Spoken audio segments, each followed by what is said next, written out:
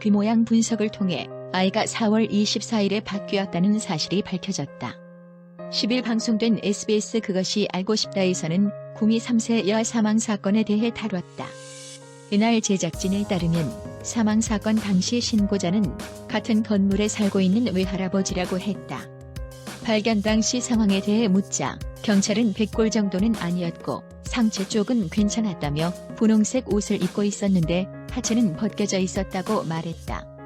이어 경찰은 발견 당시 아이는 안방에 엎드린 채 누워 있었다며 6개월이 지났음에도 아이의 시신이 상당 부분 보존되어 있었다고 말했다.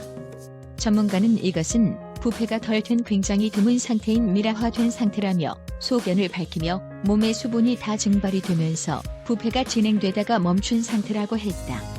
이어 전문가는 내부 장기가 거의 남아있지 않은 것 때문에 명확한 사망 원인을 알 수 없지만 다만 CT를 찍었는데 골절이나 이런 흔적이 없었기 때문에 아사의 가능성이 있지 않나 생각한다고 말했다. 제작진들이 임식은 교수를 찾아 전문적인 의견을 듣는 모습이 포착됐다. 이날 가족들은 우리가 눈으로 본 게 있는데 절대 석씨 외할머니의 아이가 아니다라고 되풀이해 주장했다. 이에 그 제작진은 전문가 임식은 교수를 찾아 나섰다. 임 교수는 다른 증거가 없더라도 DNA만 가지고도 유죄 판결을 내릴 정도로 정확성에 대해서는 이견이 없는 기술이다. 확률로 따지면 99.99% 정도다라고 말했다. 이어 DNA를 이해시켜주기 위해 자세한 설명을 곁들였다. 세포가 있고 그 안에 핵이 있고 그 안에 염색체가 있는데 이걸 자세히 보면 DNA라고 하는 이중 나선이 있어요. 여기 DNA를 구성하는 AGTC라고 하는 4개 구성물질로 쭉 연결되는 것이라고 설명했다.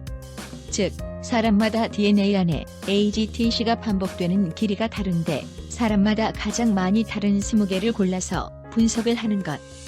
이것이 다 같을 확률은 친자가 아니고서는 불가능하다는 설명이었다.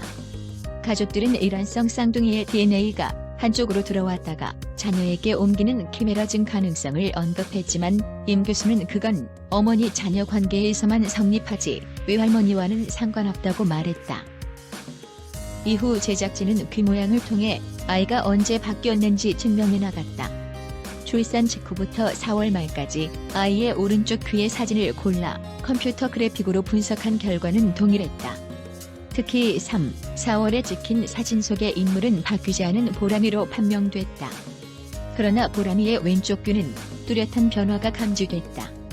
전문가는 귀의 모습이 4월 28일부터는 귓바퀴가 펼쳐진 모양으로 바뀌었는데 태어난 직후를 보면 왼쪽 귀가 접혀 있는데 이게 다르다고 말했다.